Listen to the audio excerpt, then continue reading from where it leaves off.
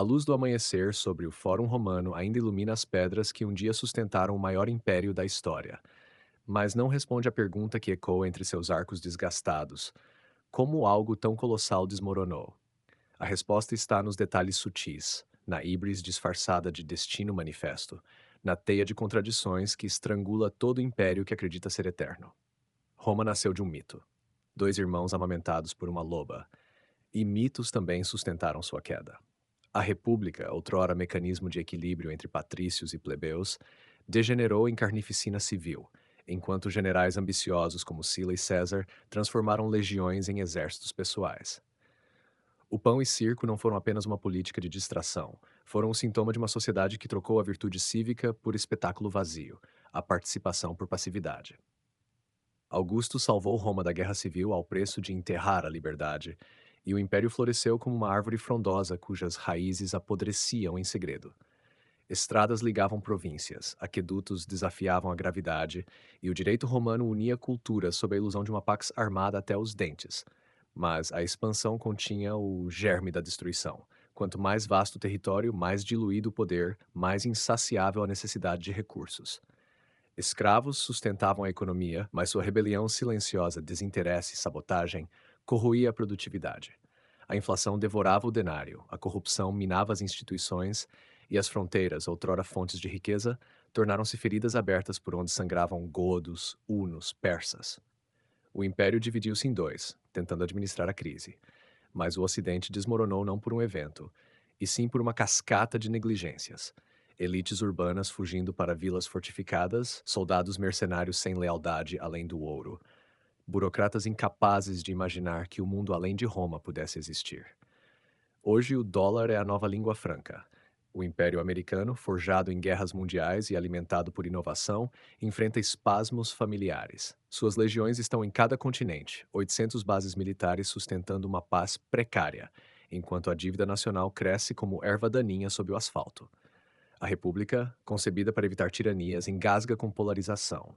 Um Senado onde discursos são armas e legislar tornou-se guerra de trincheiras.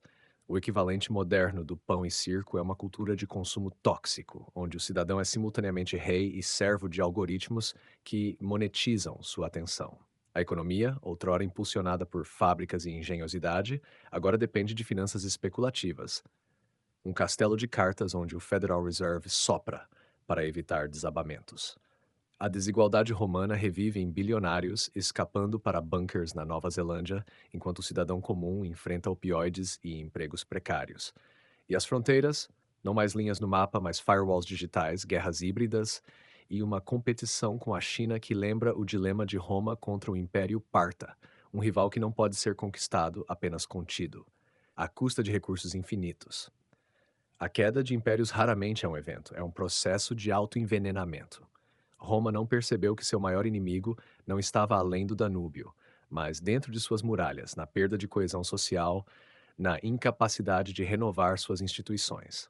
Os Estados Unidos repetem o erro. Infraestrutura decadente, pontes desabando como os aquedutos de outrora, educação transformada em campo de batalha ideológico e uma classe política que substituiu o bem comum por guerras culturais.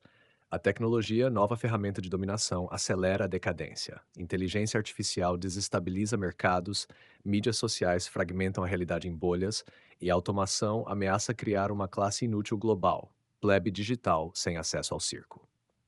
Enquanto isso, o sonho americano, outrora imã para talentos do mundo, definha sob xenofobia e vistos restritos. O império que venceu a Guerra Fria agora debate inimigos invisíveis: pandemias, mudanças climáticas, desinformação. Como Roma, talvez os Estados Unidos já tenham cruzado o Rubicão sem perceber. O momento em que a democracia cede à autocracia, disfarçada de líderes populistas que prometem retorno a uma grandeza mitológica. A lição romana não é que impérios morram, mas que eles escolhem morrer. A queda é opcional até que não seja.